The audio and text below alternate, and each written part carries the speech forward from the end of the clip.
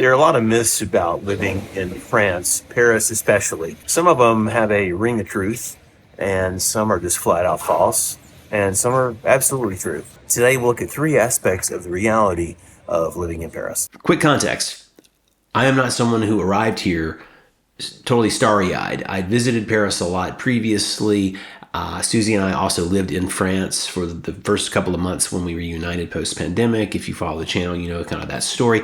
So we both had a pretty decent sense of what we were getting into here. And I've been doing business in Paris and with French partners since 2018, and I've been coming back and forth. So I'm really familiar with the place and the pace of life in the city.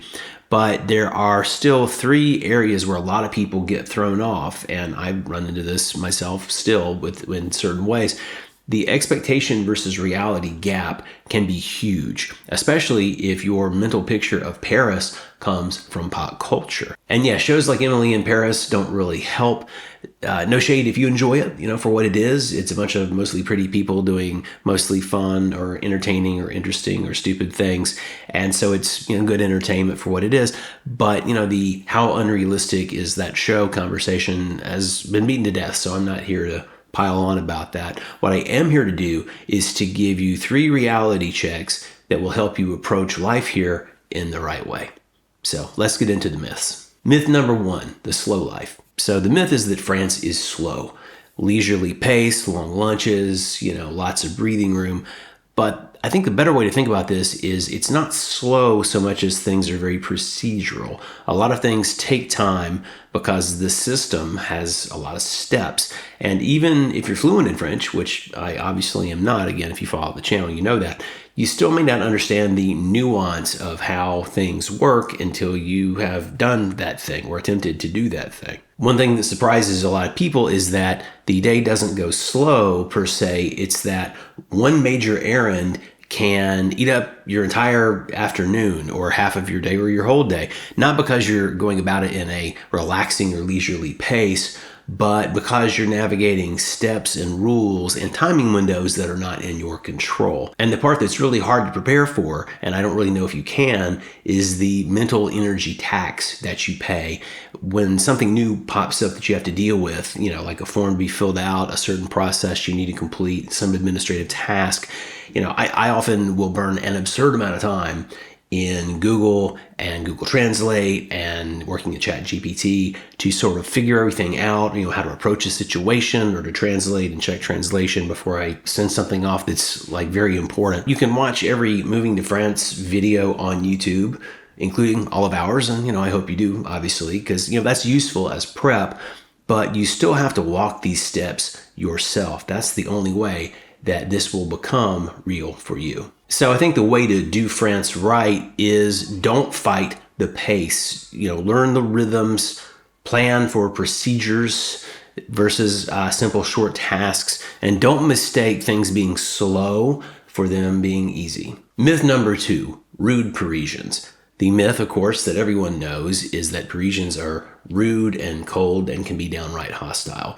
Now, I think this one is mostly a misread. What's actually going on in most cases is that France, and especially Paris, runs on rules-based politeness. These social rituals of life matter. You have to learn the local dance moves if you want to, stay in time with everybody else.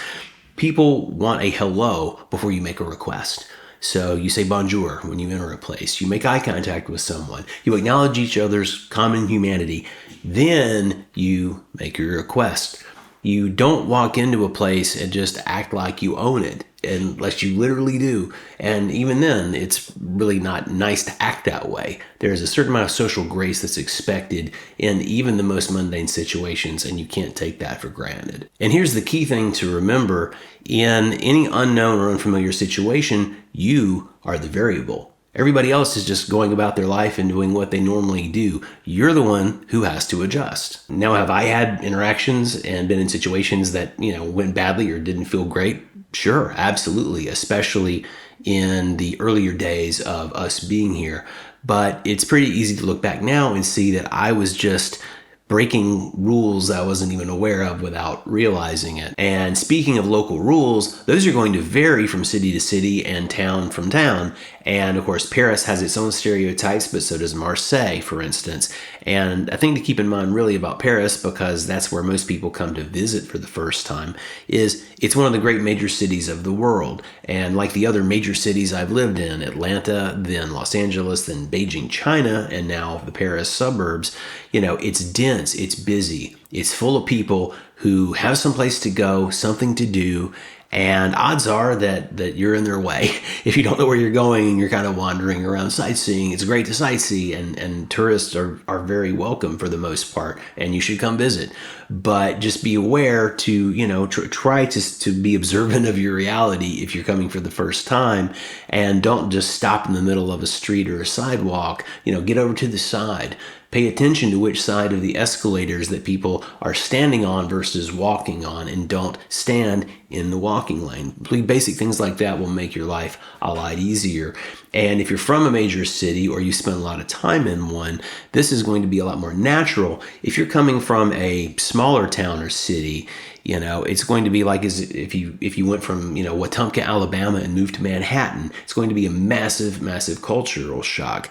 And no disrespect to Wetumpka. I've driven through there quite a few times, but it's a very different speed. So yeah, I don't buy this myth that Parisians by default are rude. I don't think that's some blanket truth. What I do buy and what I'm selling is that you need to learn the protocols and respect the local rhythms of really anywhere you are.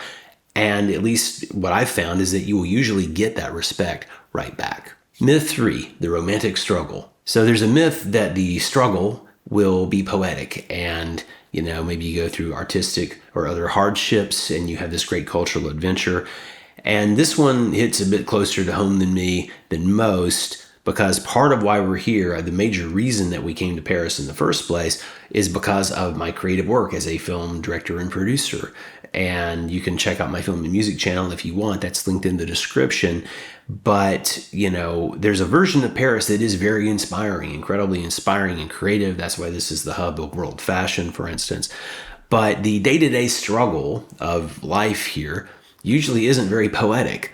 It's administrative fatigue is more of the order of the day. It's about solving boring but really essential problems in a foreign country in a second language. And that creates quite a mental load that you have to deal with sometimes. Doing everything that you would do in the course of your daily normal life, but inside a different system like this, means that your brain doesn't really get that much downtime. At least mine doesn't. And that's something that's kind of hard to explain, or probably impossible to prepare for unless you've lived in that reality. The thing I do want to be clear about is none of this is a deal breaker for me. I'm not sitting here saying don't do it or don't come here, don't visit. I am saying don't romanticize it. Expect to be challenged more often than you are used to, where you grew up. There's a great line from the late writer Hunter S. Thompson in a totally different context, admittedly, but it applies here, which is buy the ticket, take the ride. In this case, if you sign up for this life, you're signing up for the whole thing. It's not some all-you-can-eat buffet where you only take the good parts that interest you, but you can choose not to let yourself be destroyed by the frustration. You learn how to adapt and build coping mechanisms, and over time, you get better at all of this. And honestly, that's when the privilege of this, of getting to live my life here with my family and build our lives and careers and futures here, that's when it starts to feel earned. When you go through all these difficulties and you come out the other side successful, or at least having learned an important lesson, that's a really good feeling. Okay, so a quick wrap up. In so many words, France is not a theme park, and Paris is not a movie set, although parts of it sometimes look like one. This is a real place with real systems, real people trying to do real things, and real frictions and difficulties along the way that you just have to deal with. But if you set your expectations correctly and not based on the fantasies of a bad TV show, it gets a lot easier to live here and a lot easier to handle the day-to-day challenges. If you've had your own experience of expectation clashing with reality that you want to share, whether in France or somewhere else, please do so in the comments. I know a lot of you have. Some of you who I've chatted with offline have shared some of these stories. I'm not going to out any of your secrets you've told me, but there's some pretty great stories among the folks who watch this channel. So I would love to hear more of them, and other people would probably enjoy it too. So I just want to say, comment below. Thank you for watching, and we'll see you next time.